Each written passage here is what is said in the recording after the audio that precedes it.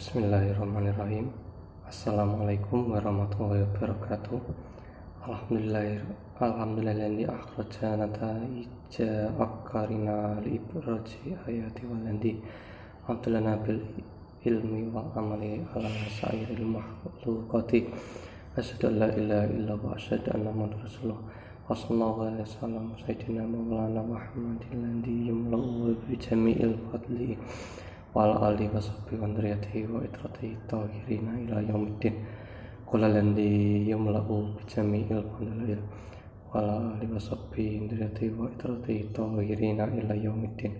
Qul ta'ala fil qur'anil azim ya ayyuhan nas inna khalaqnakum min dzakarin wa unsa wa ja'alnakum syu'uban wa qabaila lita'arafu inna akramakum indallahi atqakum innallaha alimun khabir. Bismillahirrahmanirrahim. Hadirin jamaah Jumat rahimatullah.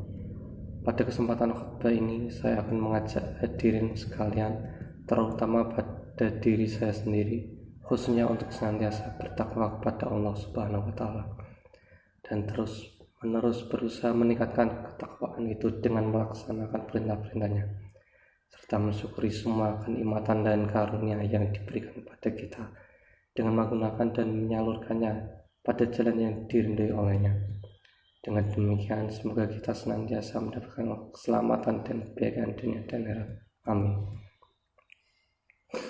Hadirin jamaah yang dirahmati Allah, kali ini saya ingin mengajak saudara seiman, setakwa dan sebangsa, senegara untuk meningkatkan kembali sejarah berdirinya negara tercinta. Sejatinya Indonesia bukanlah bangsa baru yang tiba-tiba ada semenjak 17 Agustus 1945.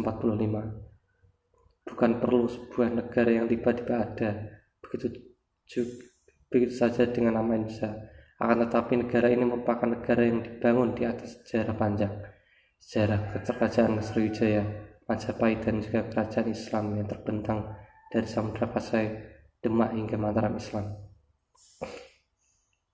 Dengan demikian, sudah berabad-abad Indonesia dibangun oleh nenek moyang kita. Sudah cukup panjang tinta sejarah mengukir Indonesia. Sejarah itu pula yang akhirnya menuntun para kiai, pejuang dan juga rakyat ini memilih Pancasila sebagai dasar negara. Kedudukan Pancasila bangsa Indonesia ini, khususnya umat Islam di Indonesia, hanyalah sebagai pedoman hidup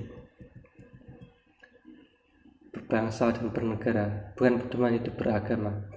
Sekali lagi, bukan pedoman beragama, tetapi saudara-saudara, nilai yang terkandung dalam Pancasila merupakan cerminan dari nilai-nilai agama, khususnya Al-Quran yang menjadi pedoman umat Islam. Oleh karena itu, para hadirin jamaah yang dimuliakan Allah, wajar bila para kiai dan ulama ikut menyepakati dan menyetujui sebuah semboyan yang mendasari Pancasila, yaitu Bhinneka Tunggal Ika, yang secara logawi berarti berbeda-beda tetapi tetap satu.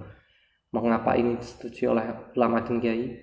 Bukankah ini semua sama artinya membuka peluang bagi agama lain untuk berkembang di Indonesia? Bukankah sama dengan memberikan senjata bagi musuh agama kita? Tidak begitu. Allah Subhanahu wa taala sendiri telah berfirman dalam surat An-Nahl ayat 93 yang artinya, dan kalau Allah menghendaki, niscaya Dia menjadikan kamu satu umat agama saja, tapi Allah menyesatkan siapa yang dikehendakinya dan memberi petunjuk kepada siapa yang dikehendakinya, dan sesungguhnya kamu akan ditanya tentang apa yang telah kamu kerjakan.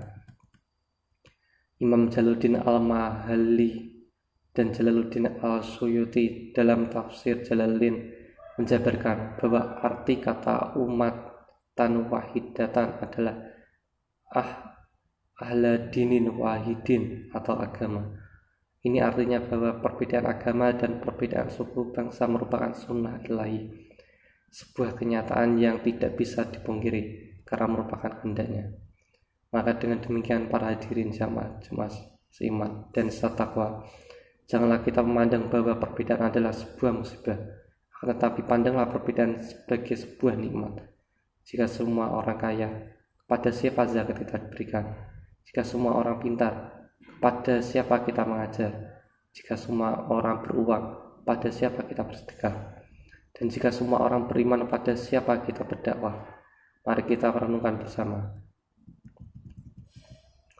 Bukankah dengan demikian sebenarnya Allah memberikan peluang pada kita untuk banyak berbuat, beribadah, berdakwah, saling mengingatkan, karena yang demikian itu banyak sekali pahala menanti.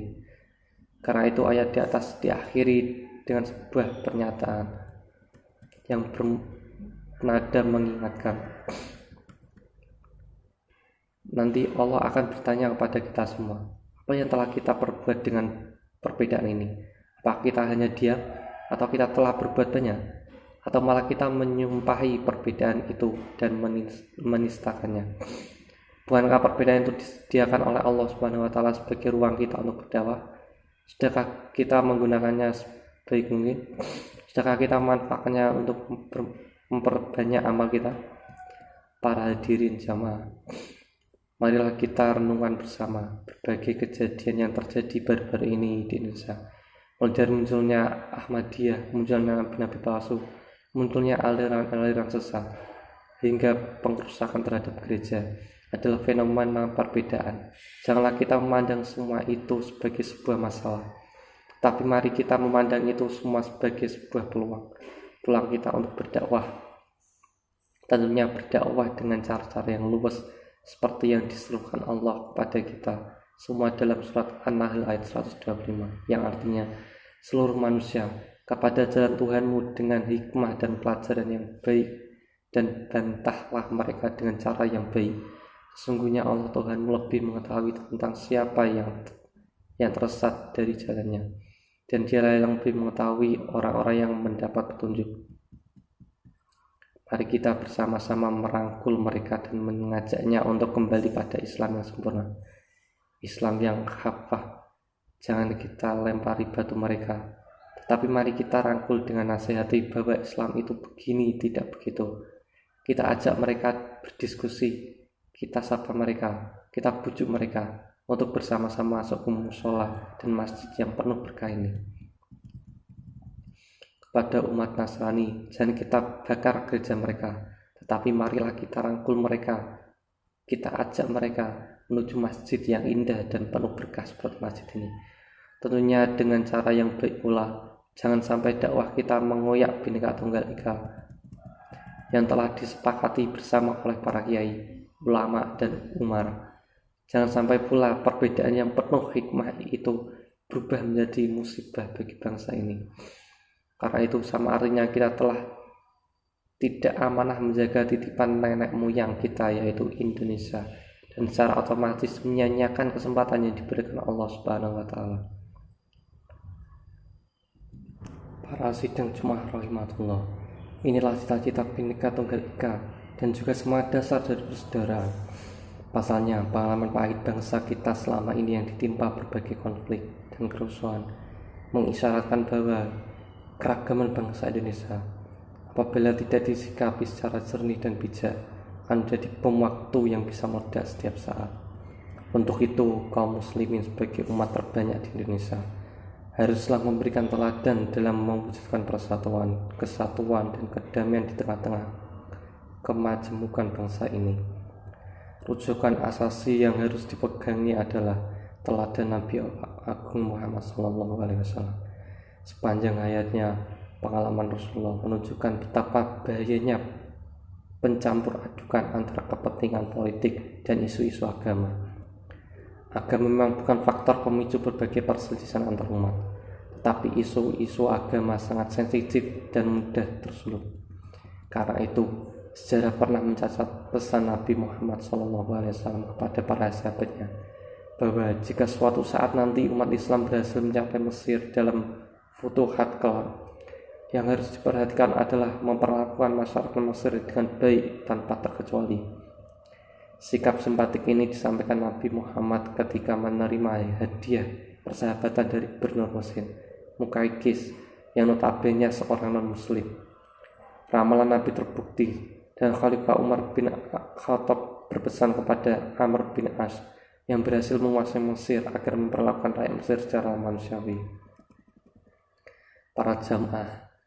Sekali lagi marilah dalam kesempatan ini kita benar-benar memegangi ajaran dan sunnah-sunnah Rasulullah. Semoga Allah senantiasa memberikan kepada kita petunjuk hidayahnya dalam menjaga amanah bangsa dan memberikan kemampuan kepada kita untuk mengolah perbedaan menjadi hikmah dan nikmah. Amin ya rabbal alamin. Barakallahu walakum fil Qur'anil azim wa na'ani wa ayakum bima fil Qur'anil azim. Taqabbalallahu minna wa minkum tilawatahu wa innahu wasmi'ul alim. Wala haula wa ta'ala fastaghfirullahal azim. Innallaha ghafurur rahim. Assalamualaikum warahmatullahi wabarakatuh.